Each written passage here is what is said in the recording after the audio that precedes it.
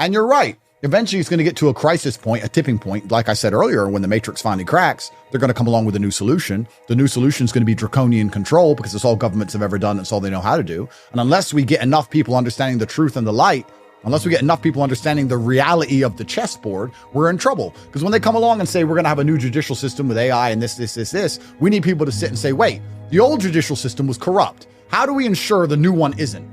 But if people are sitting there going, oh, the justice system's good, and now we have this new super justice system. No, you have a super corrupt system and you're screwed. And you're completely right. They're normalizing these things because they're trying to remove the freedom of people and replace it with safety, because all governments have ever wanted since the dawn of human time is control of their populace. Yeah. It's what allows them to be most effective. I'm not going to even be mad at the government. If you're an ant, let's look at it from a business perspective. You have a business, I have a business, right? If I have a business, I have 110 people who work for me. If one of them didn't listen to me, I'd fire him. Yeah. Why would I keep him? My business is not effective if I have somebody inside of my company who has wrong think, right?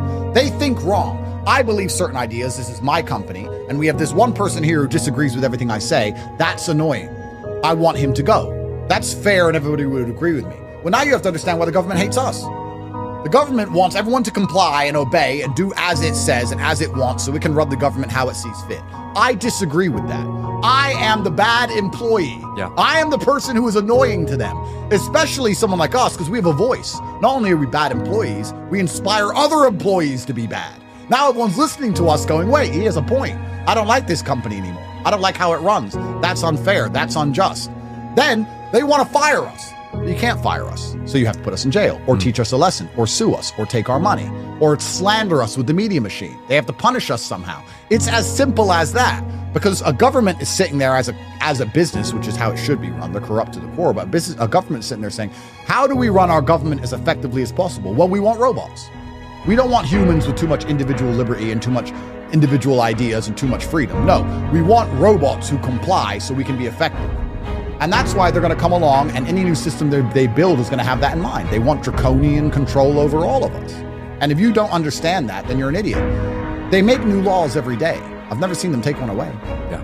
What do we say about them slowly incrementing and damaging your freedom? They make a new law every day. That's law, let alone regulations. When's the last time you've checked IRS regulations? They change daily. You don't even know if you're in trouble or not. You're in trouble if they want you to be.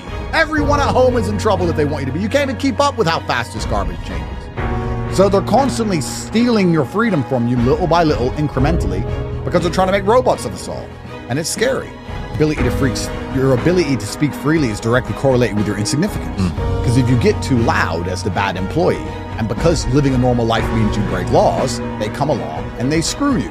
That's what they do. They come along and go, let's get him. And everyone's guilty. That's what's so amazing to me. The people with the slave mind at home watch this. People who say, and human trafficker, or he did this, or he did that. Don't you understand that you're just insignificant and stupid? Because if you had a voice that was large, that people listened to, that was saying things different than what the government want you to say, you would be guilty of something. Everyone's guilty. And especially most of these laws are so insane and subjective. I don't want to go into my case because I'm bored of talking about it, but my case is that human trafficking is forcing somebody to do something for financial gain. I was supposedly doing it via the Loverboy method, by being nice. So I nicely helped girls get big on TikTok because they asked for my advice and I told them what times to post. I didn't even make any money from it. The girls made money and they called that human trafficking. Do you have any idea what stretch of the imagination that is? But all the law is subjective. They can just subjectively go, maybe, and then they don't care if I get found innocent. They don't give a shit. They've dragged my name through the mud. 2 years, I went to jail, took all my money. Now I have to go to court, endless millions on legal bills. They don't care. Damages my influence. Why did this case even pop up in the first place? Because someone called Romanian government and said, who's this guy talking so much in your country? Who is he? Look at him. Find something. And they're like, well, he's pretty innocent. TikTok. Go. Got him.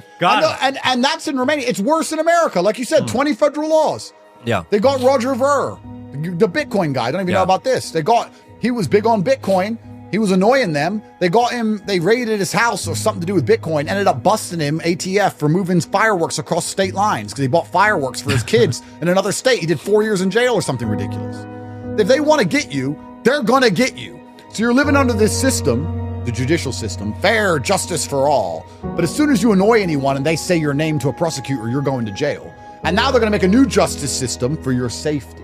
Don't worry, we're going to take our freedom away for your safety, and we're going to involve digital IDs and Face ID and all these things like we talked about. But you'll be fine as long as you do exactly as we say. We're from the government, and we're here to help. And that's where the slavery comes. Yeah. As long as you do exactly as we say, because if you're a bad employee, you'll pay the price. I agree with you. They fear the power. Yeah. They fear the power structure. I'm the bad employee who got a bunch. I've started a union now. Yeah, and you're the union rep. I'm the union rep, and they don't like me.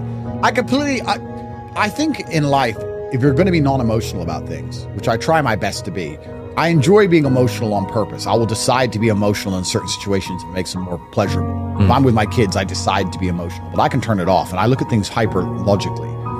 As a hyper-logical man, I will sit here and say that as unfair as the Matrix has been to me, in many ways, they could have been miles worse. Yeah. I'm not going to lie. I'm going to sit here and say, considering I became the most Googled man on the planet, telling the truth and fighting against their narratives that they've been trying to enforce for a very long time. We said psyops are slow. They've been trying for a very long time to get men to a position where they're apathetic and don't want to be masculine anymore. I've come along and derailed, to a degree, a lot of their plans in a very short period of time.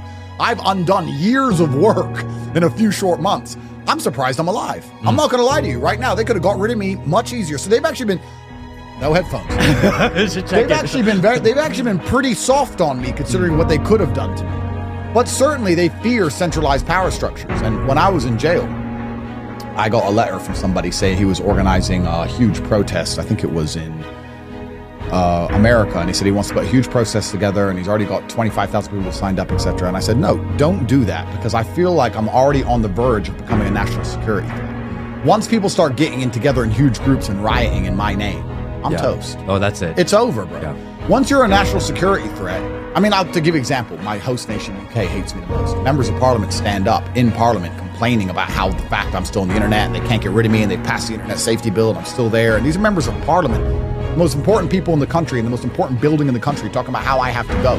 Once you're a national security threat, all bets are off. That's when you can get drone striked. That's when you can get assassinated. That's when you get arrested without trial. When you get thrown in Belmarsh for 14 years or whatever, like some other guy. You just disappear when you're an NSA, NST. So I don't want that to happen to me. So I just sit here and say, look, guys, agency, individualism, work hard, be yourself. I'll teach you the things I know. Yes, sure. But I know the limits of my movement, and I know why they attacked me. And I think we talk about how it's not because I was influencing the youth to be masculine. It's masculinity they fear the most. I think that is a huge element of it. I would say that if I was teaching people how to make money and I was saying certain things, but I wasn't so strict and so large on the masculine contingent of the personality in regards to the fact you have to stand up and die for what you believe in, I don't think they would have seen me as such a threat. But I think they looked at me and thought, this guy is going to be hard to control. And I'll say it right here on this podcast, I've been offered to shut up. Yeah, we've talked about that before, which I've been crazy. offered to shut up. Yeah. And many people don't understand that this is how selling your soul works, because I've tweeted before, if they ever kill me, the details on exactly how they asked me to sell my soul will be released, and that's true. But what they effectively do, and I'll give you the very sanitized version, they come along with a sponsorship contract. They come and say, look, we're going to pay you $50 million. Your official opinions are X, Y, and Z. You don't talk about this. You're going to wear these clothes, and you're going to act this way, and you're going to laugh when they make certain jokes about this certain haram crap. And you're going to be this kind of little fruity idiot like all the liberals are. And you're going to get paid all this money. And if anyone asks you about these things, you're going to say this, this, and this. And we're going to protect you. And they don't say we're going to protect you. What they say is, don't worry, we have huge partners in the media. So we'll make sure that any story before it comes out, we can see it in advance and we can give our own reply. Basically saying, we'll make sure the media says good things about you. We'll pay you money and you're going to have this opinion. And that's how you sell your soul. And then you join the machine. And now I'm guessing, because I said no, I'm guessing that's the beginning of it, because then you get invited to the industry parties, right? If I would have sold my soul, I'd be at the Grammys. Yeah. I would have never got arrested. I'd be at the Grammys. I would have gone to an after party at the Grammys. Fucking Trevor Noah or whoever else would be doing something fucking haram in the corner with fuck knows who. I'd be in the same room. It'd be on camera. Boom. Then they got me blackmailed. I'm paranoid. I don't trust this stuff. I don't want to go near these people. I don't want to hang around with them. I don't do any of the weird shit they do. Every 5 minutes, a sex tape's coming out about some celebrity. Some dude, some fucking guy has his dick out every 5 minutes. Why would you do that if you're a celebrity? Unless it's all purposeful or it's set up or they want something on you. It's all a scam. So when I instantly refused, and I think that's what upset them the most, was my instant refusal. When I was offered this contract, and I'm not going to say who it's from because I don't want to die yet. And I said no. And they're like, well, your lawyer, do you want to send it to your lawyer? No. I've just read that I need to have official opinions. The answer is no.